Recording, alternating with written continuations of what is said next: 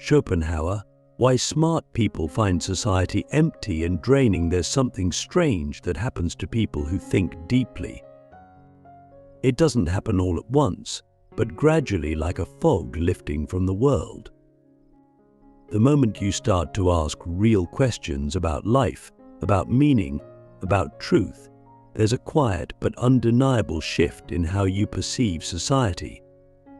What once felt vibrant starts to feel hollow.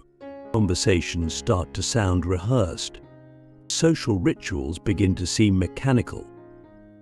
You start to notice how much of what people say isn't really about anything. It's just noise, just habit, just distraction. And instead of feeling more connected to the world, you feel increasingly alienated from it. But why? Why does thinking deeply, honestly, critically separate us from the very society we live in? That's exactly what Arthur Schopenhauer tried to answer, and his conclusions are as unsettling as they are profound. Schopenhauer believed that at the heart of human experience is a blind, irrational force he called the will, an endless hunger that drives all living things to survive, to strive, to desire, to compete. But this will is not noble. It's not guided by reason. It's not aiming at truth or beauty or justice. It's raw wanting, endlessly pulling us forward, never satisfied. And society is the echo of that will, scaled up into culture. It's a machine built not to enlighten us, but to distract us from the horror of our own emptiness. According to Schopenhauer, when someone begins to wake up, when they begin to think for themselves, they start to see through society's illusions. They begin to notice that most people are not living deliberately, but mechanically. They're repeating inherited beliefs. They're chasing status, money, and validation not because they've chosen those things, but because they've never questioned them. Click subscribe to this channel to get more profound insights. That's why intelligent people, or more precisely self-aware people, find society draining. It's not because they hate people. It's because they can no longer participate in the game without seeing the game. They see the performative nature of small talk. They sense the hidden motives behind compliments. They hear the desperation in conversations about success, about goals, about the grind. It all begins to feel like a theater where everyone is pretending they know what they're doing, pretending they're fulfilled, pretending they're not afraid. And the smarter you are, not just intellectually, but existentially, the harder it is to keep pretending with them. Have you ever been at a party surrounded by people laughing, drinking, talking about nothing, and felt completely alone? Not because you're shy or awkward, but because none of it feels real. That experience is Schopenhauer's insight in action. For him, the crowd isn't comforting, it's draining. Because the more connected you are to truth, the more exhausting it becomes to engage with what is false. And society, for the most part, is not built on truth. It's built on appearances, on roles, on unspoken agreements not to look too closely. That's why those who do look closely often feel like strangers in their own culture. But here's the twist. Schopenhauer didn't suggest we run from society. He wasn't advocating isolation in a literal sense. Instead, he urged us to see society clearly and then choose our relationship to it consciously. He believed the highest form of living was not social success, but inner clarity. And that clarity begins when we realize that we are not obligated to play the same games as everyone else. We can step back. We can observe. We can choose solitude not as an escape, but as a return to our own thoughts, our own values, our own sense of what matters. Schopenhauer saw solitude as the natural state of the thinker. Not loneliness, but aloneness, the quiet, profound space where you're no longer being pulled by the noise of the world. And in that space you begin to see more, feel more, even suffer more, but also understand more. You begin to taste a deeper kind of existence, one not dependent on approval or applause, one that can endure the silence. Here's the question I want you to sit with. What if society is not designed to make you wise, but to keep you busy? What if the emptiness you feel in crowded places isn't a flaw in you, but a signal that you're waking up? That you're starting to see what others cannot or will not? What if your discomfort isn't a problem, but a sign of evolution? This is why Schopenhauer resonates so deeply with intelligent, sensitive, and introspective people. But he doesn't lie to you. He doesn't sell you optimism. He tells you the truth, that life is suffering, that people are driven by blind urges, that most of what we call culture is just distraction. But in revealing this, he gives you something rare, permission to feel what you feel, to stop pretending that everything is fine, to stop forcing yourself to enjoy social games that no longer interest you. And in that honesty, in that raw encounter with reality, something incredible happens. You begin to reclaim your mind. You begin to realize that your alienation is not a defect, but it is a consequence of seeing clearly. What happens next, though, is up to you. Will you let that alienation turn you bitter, isolated, resentful? Or will you use it as a path to inner strength, to self-possession, to a life that is yours and yours alone? The curse of clarity, why seeing too much makes connection so difficult. There's a strange irony in the inner life of an intelligent person. The more clearly you see the world, the harder it becomes to feel at home in it. The more deeply you understand people, the more difficult it becomes to connect with them. Not because you don't care, but because something about your perception has changed. You notice the contradictions people ignore. You hear what's not being said. You sense the gap between who someone is and who they're pretending to be. And once you develop that kind of clarity, it becomes almost impossible to unsee it. This is what I call the curse of clarity. And Schopenhauer saw it 2 decades before psychology or neuroscience could explain it. For him, the suffering of the thinking person came not from arrogance but from sensitivity. The more intelligent you are, the more attuned you become to the absurdities and disappointments of human behavior.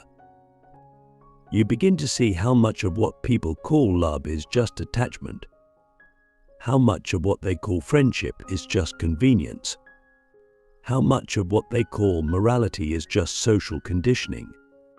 And this insight doesn't fill you with superiority, it fills you with estrangement. You don't feel above the world, you feel beside it, almost like a ghost watching other people live lives that no longer make sense to you. And here's the paradox: the more you understand others, the more alone you feel. Because understanding is not the same as belonging. You can read someone's motives with perfect accuracy, predict their behavior, even empathize with their struggles, and still feel completely disconnected from them. Why?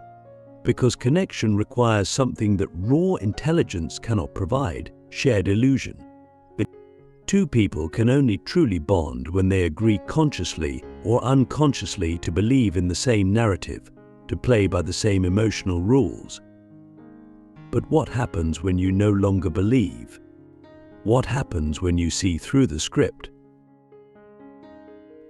This is why so many intelligent people describe a kind of spiritual loneliness. But they're not antisocial. They're not cold.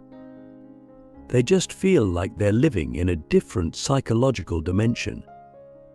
When people talk about their weekend plans, their favorite shows, their office gossip, it all feels like noise. Not because those things are bad, but because they feel small compared to the immensity of existence. And Schopenhauer would argue that this isn't a failure of society. It's the natural cost of consciousness. The more conscious you become, the more unbearable the trivial becomes. Have you ever had a moment when someone asked you how you're doing, and you wanted to say something real, something raw, but you stopped yourself? Because you knew they didn't actually want to know. They just wanted the script. I'm good, how are you? That moment right there, the micro self-abandonment we do every day, is the price we pay for social participation. And intelligent people pay it with interest, because they see it happening in real time. They feel the weight of every inauthentic gesture, every unspoken truth, every conversation that dances around what really matters. And it wears them down. But here's the insight Schopenhauer offers. This pain is not a punishment. It's a proof. It proves that you are no longer hypnotized by the illusions that govern most people's lives. You are awake, and wakefulness is rarely comfortable. But it's raw, it's disorienting, but it's also freeing. Because the moment you stop needing others to mirror your truth is the moment you start living your truth. You may not connect with everyone, but the few people you do connect with will be real. And that's worth more than 1,000 surface-level interactions. So the question becomes, what do you do with this clarity? Do you retreat into solitude forever? Do you pretend to be someone you're not just to fit in? Or do you carry your clarity like a quiet torch, a light that isn't meant to blind others, but to guide yourself?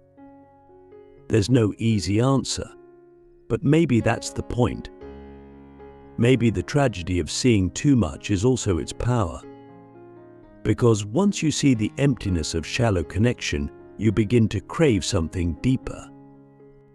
And that craving, that hunger for truth, for authenticity, for meaning is what turns suffering into wisdom.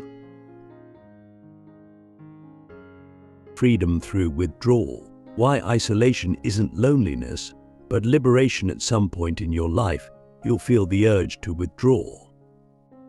Not because you're tired of people, but because you're tired of pretending. You'll pull back from conversations that feel scripted, from relationships that feel transactional, from environments that reward conformity over truth. And if you're like most people, you'll question yourself. You'll wonder if you're becoming cold, antisocial, or broken. But Schopenhauer would tell you that this withdrawal isn't a sign of collapse, it's the beginning of liberation. Because when you step back from society, you don't lose connection, you reclaim it from the noise. We often confuse isolation with loneliness because we've been trained to view solitude as a problem.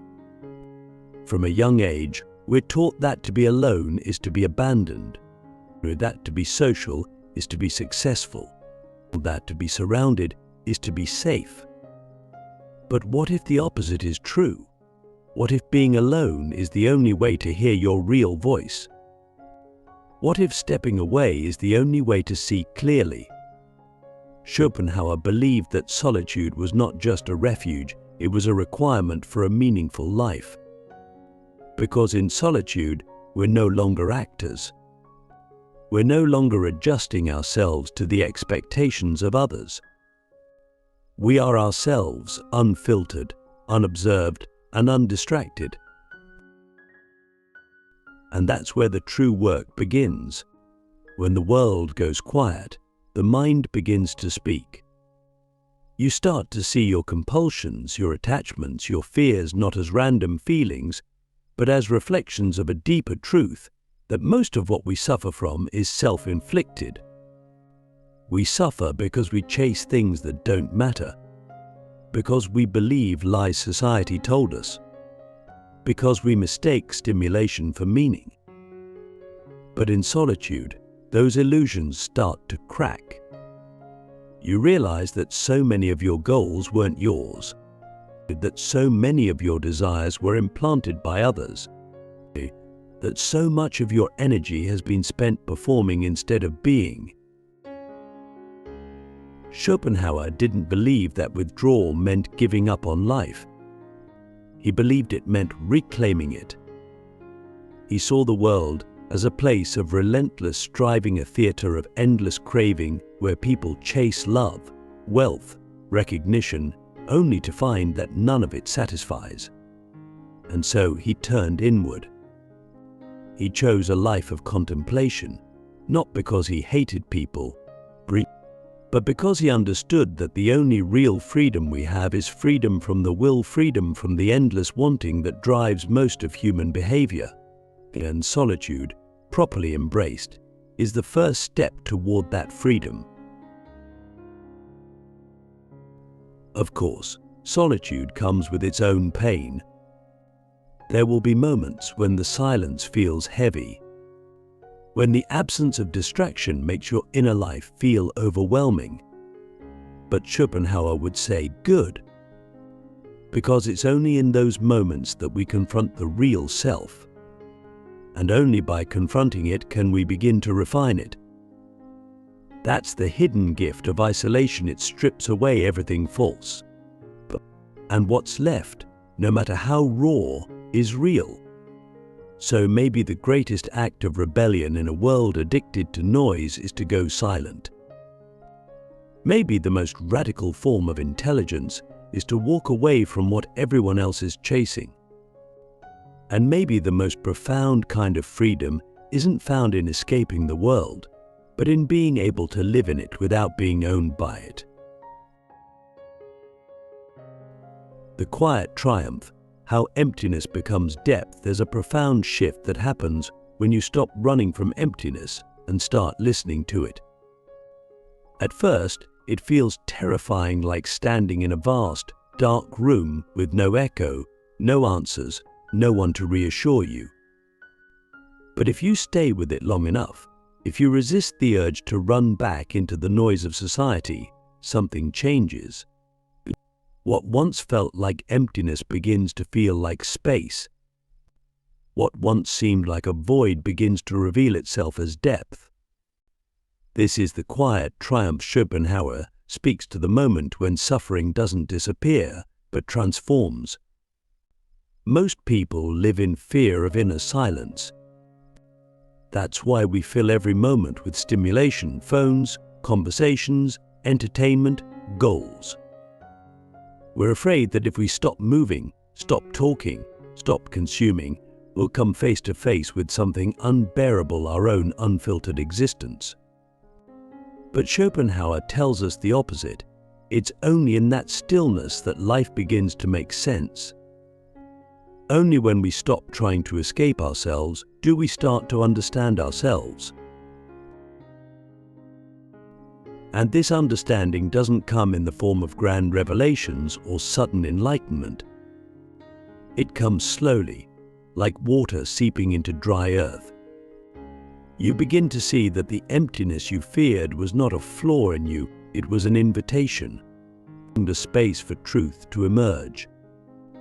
A space for you to become someone who doesn't need constant approval, who doesn't measure their worth by comparison, who doesn't chase distractions to avoid the discomfort of being human.